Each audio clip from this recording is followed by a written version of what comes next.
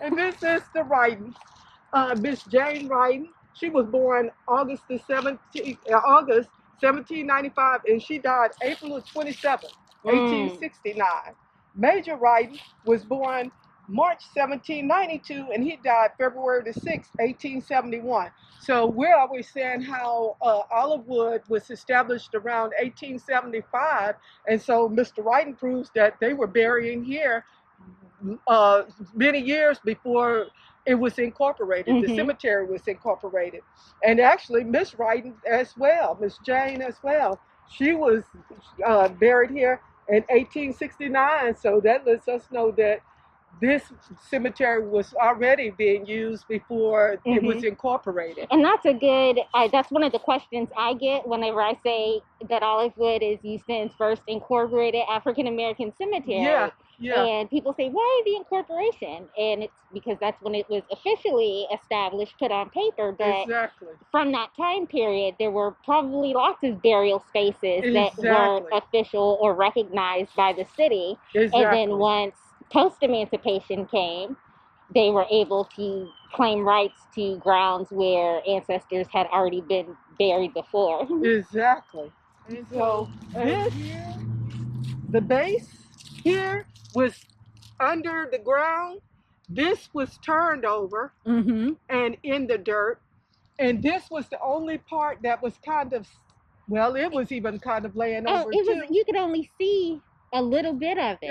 On the top. That's right. All you could see was this part, and the rest of it was buried underground. So Mr. Rusty came in from the cemetery restoration, and he came in with his pulley, and he has an A-frame and a pulley, and so he gently lifted all of this up, and then our organization, along with some other people, came in for the workshop, the restoration workshop, the headstone restoration workshop, and came in and went to work with some D2. Yeah, the Hope Crew. That's who it was, the Hope Crew. The Hope Crew. And they came in and they got this up, and now it looks almost brand new. It does, because it was almost a dark yellow. Yep.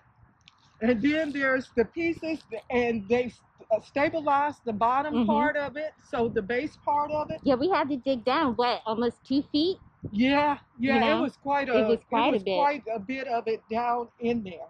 So pulling it up and restoring it. And so like Miss Jasmine said, every time we come in here, this is just like a totally awesome sight, because a lot of people just can't believe that all of this was underground. Yeah, exactly. It was basically underground. So and then we used a certain type of putty, and I think that sometimes that's very important for people to understand, because sometimes people want to use cement and those type of things, and we found out that those are not good for the headstones. Yes. To just use a certain, you have to use a certain type of glue or epoxy to put it back together. And you also have to know what type of stone you're working with, because granite calls for one thing, marble calls for another. Exactly. So it was real helpful to have them come out and do that workshop. Yeah.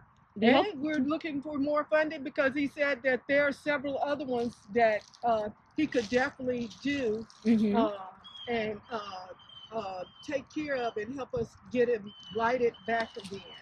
So, and help us fix them, like this one. This one was a real interesting fix.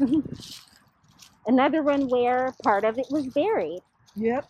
Because we only had the bottom part. Miss Charlotte Slater, and it was just this part, and this part I think was laying down on the ground in the dirt. And so, and you could barely tell that it was in the dirt. So they took it and took it out of the dirt, cleaned it up with the D2, shined it up real good, and then fixed it back to the base of the stone there.